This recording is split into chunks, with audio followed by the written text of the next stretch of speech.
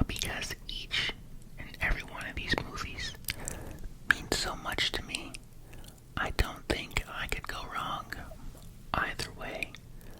So, as they say in showbiz, let's take it from the top, top, top. Okay. My number one favorite movie of all time is the Shawshank Redemption. This movie came out in 1994. Fun fact, I wasn't even born yet. But little did I know, the greatest movie of all time was already in the works. This movie holds an 89% on Rotten Tomatoes and stars the legend himself, Morgan Freeman, as Red. It also stars Tim Robbins as Andy Dufresne. Andy Dufresne. It also stars someone that many of us will know more affectionately as Mr. Krabs. The actor who voices Mr. Krabs plays a cop in the movie. And let's just say, there are some overtones of the Mr. Krabs character embedded in the cop. I won't spoil it, but you'll see what I mean. What's crazy is that this film was nominated for seven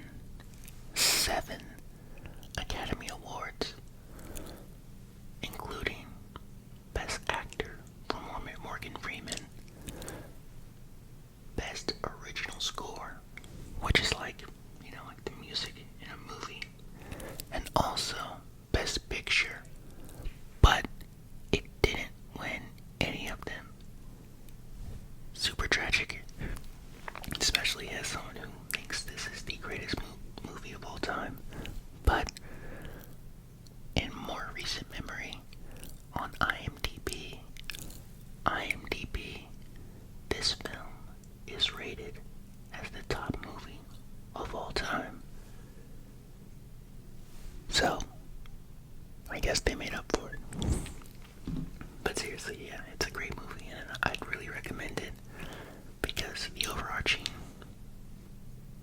theme of the movie and the number one quote that stands out from it is this: "Fear can hold you prisoner, but hope can set you free."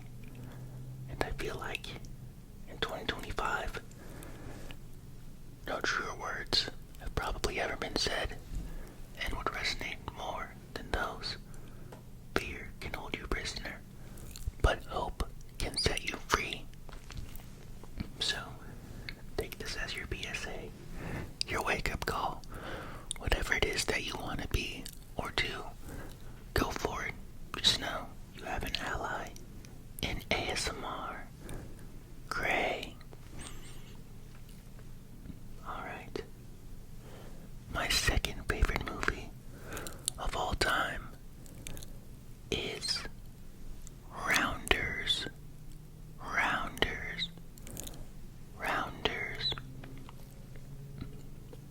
This movie came out in 1998. I was super close to being born, but not yet, because this one came out in September. This movie stars Matt Damon as Mike McDermott and Ed Norton as Lester Worm. Now you heard that right. His name is Worm, and let's just say he does live up to it. But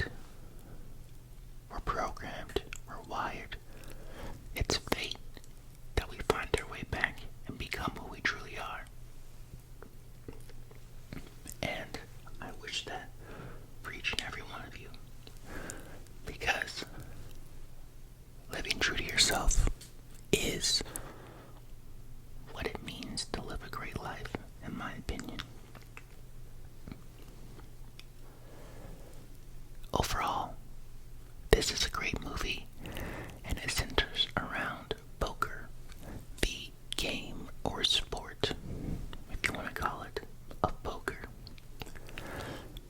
Me, myself, I don't know too much about poker. I do pretend. I mean, I like poker, but I almost pretend to like it more than I do because it is seen as like a manly and cool, game to play. I mean, if you've ever seen Casino Royale, the James Bond movie from 2006 with Daniel Craig, you know what I mean. And ironically, that James Bond movie I just mentioned is actually, I haven't done the crunch the numbers yet, but it's probably in my top 10. As we speak, I am staring at a James Bond poster on my wall. So, yeah, that's pretty cool. Alright. My third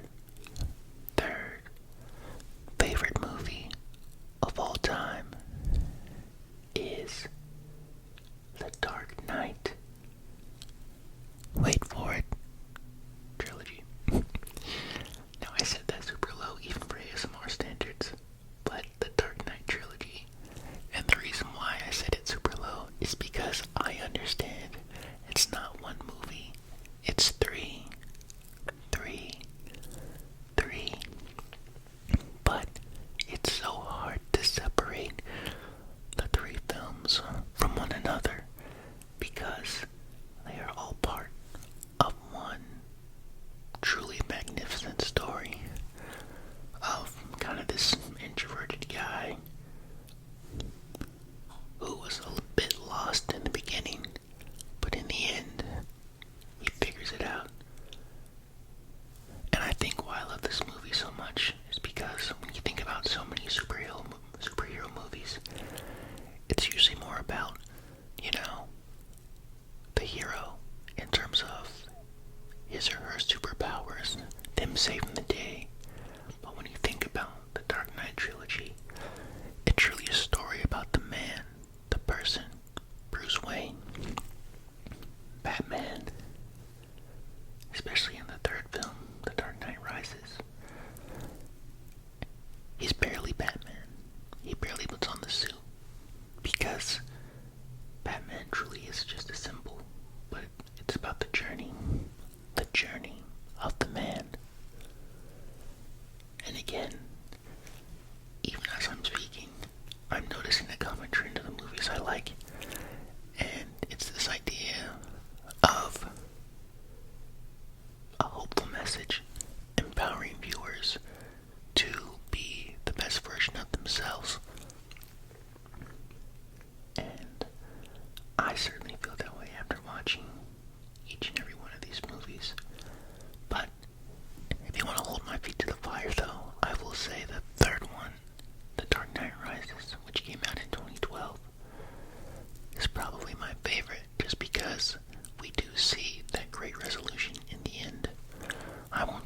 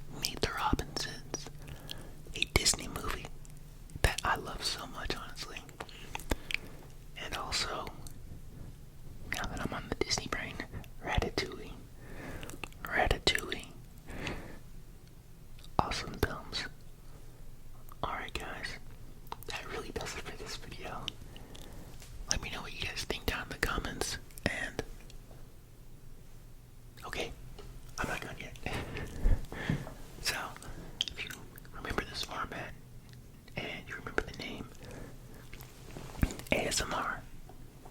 Great. It's because I used to have a channel, and ironically, I stumbled across some of my old videos, and it got me inspired to do this again. I realized how much I love the craft of ASMR. As someone who's an introvert, I sometimes find it almost hard to speak. Sometimes in public, but for some reason, whenever I hop on the ASMR mic, the words just flow, the conversation flows, and I'm happy. So, it's great to be back, and much love, much respect, and I'm rooting for all of us, for everyone, and I hope it's a great week for you. Alright guys, peace.